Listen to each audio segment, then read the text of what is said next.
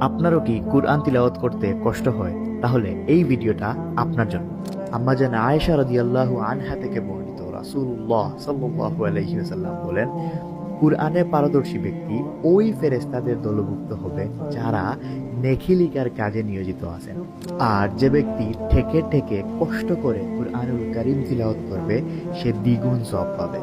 অর্থাৎ আপনি কুরআনে যদি পারদর্শী হন কিংবা কুরআন যদি কষ্ট করে পড়েন, দুই ক্ষেত্রেই আপনি অনেক বেশি ফজিলত পাইতেছেন। যদি পারদর্শী হন, আপনি নেকি লেখার কাজে যে সকল ফেরেশতা আছেন তাদের দলভুক্ত হবেন। আর আপনি যদি কষ্ট করে ঠেকে ঠেকে কুরআন তিলাওয়াত করেন তাহলে আপনি দ্বিগুণ সওয়াব পাচ্ছেন।